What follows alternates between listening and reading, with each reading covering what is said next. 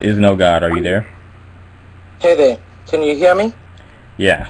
I'd just like to know, Well, has well, the issue of how younger children are protected under this, basically my understanding is that James wants to entirely abolish age of consent laws. So I'd just like to know at this point, has the question been raised on how younger children will be protected from predators without age of consent laws, in that they may be subject to rape, abuse, coercion, or other forms of manipulation or exploitation?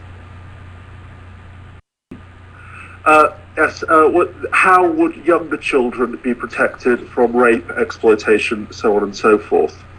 My answer to this is that age of consent legislation, first of all, we must recognise the fact that age of consent legislation does not necessarily protect young children from rape and so forth in the first place. Yeah, age of consent legislation, as it exists at the moment, is almost never applied except in cases in which someone near the age of consent has had consensual sex in inverted commas, regardless of whether we believe that it was consensual, regardless of whether we declare that it was consensual. A 15-year-old girl lied about her age. A 15-year-old boy is having sex. This was a point raised by Yes I Am James. A 15-year-old boy is having sex with a 35-year-old woman. As it stands, in fact, I believe that current existing child protection legislation and rape legislation would protect children perfectly well, without and if other legislation was necessary, then yes, it should be drafted. What I cannot understand and what I found deeply troubling is that you seem to suggest that age of consent laws do nothing or very little to protect vulnerable or younger children from actual abuse or rape within their family. Now, I would highlight that during your explanation of why you believe this would be appropriate, or why you believe that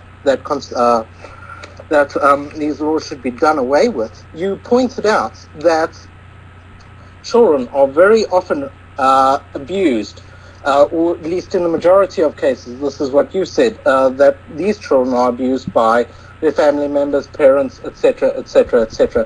Now, in that you don't think that age of consent laws seem to do very much to protect these children, I'd like to know, do you know what the standard is for a rape conviction to be achieved in the UK? Because I know you live in the UK, so when you say the laws as they stand, with the exclusion of age of consent would be sufficient, do you know what the rape laws are at the moment and what is required to actually attain a conviction and how difficult it actually is? Do you know what laws govern rape? Do you know what the mens rea is? The mens rea is to have non-consensual penetrative sex. No, that is not the mens rea. That is the actus rea. Okay. So it seems to me that what is the mens rea? I'm sorry, you will have to refresh me. It deals with intent. It deals with intent. Mens rea is a mental state of mind. And with the rape laws, as they are in this country, it is a requirement that the prosecution prove intent. Now, this is difficult enough as it is with adults. Now, what I found shocking, the most shocking thing I found so far, is that you seem to suggest that the laws as they stand are sufficient to protect children if age of consent were removed. Yet you do not even know what the laws are as they stand at the moment. You do not even know what is needed to, what is required to actually attain a rape conviction. So I'd like to know how you, wait, excuse me. I'd like to know how you can make the statements that the laws as they stand, without the caveat of this age restriction, are sufficient. I'd like to know how you can state that when you do not know what the laws are as they stand. I have never stated that the laws as they stand would be sufficient in themselves. I have never stated that the laws as they stand would be sufficient. In fact, I believe that current existing child protection legislation and rape legislation would protect children perfectly well. I have never stated that the laws as they stand would be sufficient in themselves. I said either, I have said, if I said so during this conversation, then I said so in the context of the broader discussion and the arguments that I have made repeatedly, stating that if they are insufficient, then new laws should be drafted, that the laws themselves should be redrafted. What laws do you believe could be drafted that would be sufficient to protect these children that are vulnerable to, excuse me, can I finish? What laws do you suggest should be drafted to protect these younger children that are vulnerable to exploitation from what you termed yourself within their families? How would you do that? Bearing in mind the fact, I would just like to address first of all the point that we are making perhaps, when I discuss age of consent legislation, I am discussing legislation which applies to mid-age to older teenagers, 14, 15, 16, whereas you appear to be discussing very young children. This is why I have not researched this is why I have not researched child protection laws, because I am not talking about child protection, because age of consent, as it is applied in the overwhelming majority of cases, does not deal with child protection issues. Now, I have suggested, bearing in mind that I am talking about older teenagers near the age of consent, in my video, a possible alternative to age of consent legislation, I made the suggestion that, like in English law at the moment, there exists the honesty test, which is applied in cases of theft and fraud. It's the dishonesty test. Excuse me, let me just correct you. It's a dishonesty test, and it isn't always applied. Which can be applied. Would the person's actions be considered reasonable? Would the person's actions be considered honest by the standards of reasonable people? One of the implications that stems from your suggestion to remove age of consent laws would make it infinitely more difficult to establish whether abuse is taking place within the realms of a family where a younger child of the age 3, 4, 10, 11, 12, or even up 14, 15 is being sexually abused. Particularly as you go up the age scale, it blurs it even more. That makes it really very difficult to establish whether abuse is taking place. Now, with the age of consent laws as they with the age of consent laws as they are, 16 in the UK, I'm not interested in elsewhere in the world just right now. But with the age of consent laws as they are, it makes it very easy to establish that no sexual intercourse should occur with a minor. Any that does occur is automatically ruled as abuse.